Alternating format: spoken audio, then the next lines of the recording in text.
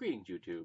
I was watching John from Many a True Nerds the other day, and he was playing Skyrim. He's doing a new Skyrim run, starting at first level. And I do enjoy watching his playthroughs. He's quite entertaining, and I find Skyrim quite cool as a game. Um, and he encountered a blind bandit of some variety, and he killed the blind bandit, and then he used necromancy to raise the blind bandit as a servant, uh, a fighter for him. And of course, they had a limited duration. The way he plays, they're often killed before they actually run out. But he finds them useful for melee combat, and he likes to use the flame astronaut for range combat. I can understand that's a pretty good mix. It got me thinking. He raised a blind person, and yet that corpse then acted as though it could see. So, does raising a corpse in most systems, whether you're playing a video game or you're playing Pathfinder or D&D or what have you, do you ignore bodily conditions? Do the conditions of the corpse not matter to the corpse's behavior after it's been raised as an animated thing?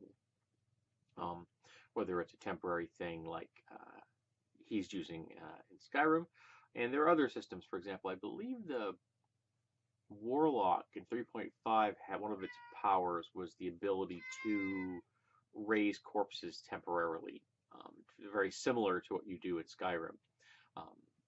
And the standard raising dead is a longer term spell. It lasts. It's limited by the number of undead that the caster can control, but the undead survive for as long as they remain integral. They don't, as long as they have hit points, essentially. And there are ways to heal them and repair their damage. So, does the condition matter? And I know that a lot of the times when you see zombies, they have, their eyes are cloudy, as though their vision would be limited at best, if not gone. And yet they are still able to function and hunt humans without apparently any difficulty. And especially if you're using the fast zombie variety as opposed to the more classic Romero ghoul, one that I happen to find more attractive from a philosophical point, because Romero was using the stumbling, slow ghouls as a representation of death itself. You can't escape death, no matter how much you try. It's going to come for you. But the fast zombies are just more jump scare variety of opponents. You might as well just be using regular humans, in my opinion. Though you would have to have an explanation as to why they're not using, weapons and such.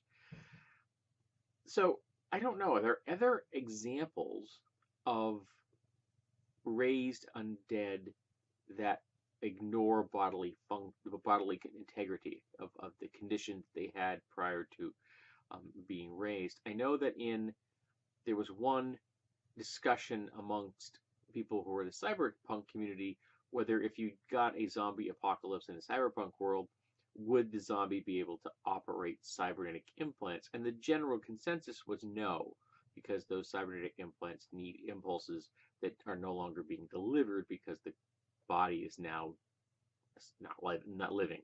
It's not getting the types of impulses it needs. So if a zombie had 2 cybernetic legs, it would be reduced to just pulling itself along the ground. If it had cybernetic eyes and ears, it would be blind and deaf. So on. It would not have functioning arms if it had cybernetic arms. And another question was, could a full conversion cyborg actually be raised because it's in a sealed environment? So would it be affected at all in a zombie apocalypse, or would fully converted cyborgs be immune to being changed, and would be the great turning point for humanity, that they would be proving to the world that metal is better than flesh, which is a different discussion, I guess, but it kind of, that's where my thoughts ran just now. So let's talk about bodily conditions and raising the dead. Do they matter? Now, some of the more obvious ones, if something's missing a limb, yes, that should have a definite impact on their ability to move. But if they were missing both its limbs, for its legs, example from the knee down, the zombie or the undead would crawl without difficulty on those stumps because it's not feeling pain. It would be, much slower than a person with legs, but it would move because it doesn't know any better. You cut off its arms, its legs, its arms at the elbow, it's going to keep coming and like smacking with a little stump because it's not feeling anything. Um, I suppose if you take off its arms and its legs and its lower jaw, you just have an ugly doormat. But that's what it is. So we're discussing Pathfinder, we're discussing Skyrim, we're discussing 3.5, we're discussing whatever system that you like, and we're discussing Cyberpunk and The Walking Dead. Does the condition of the corpse prior to being raised have any impact on its utility once it has been risen?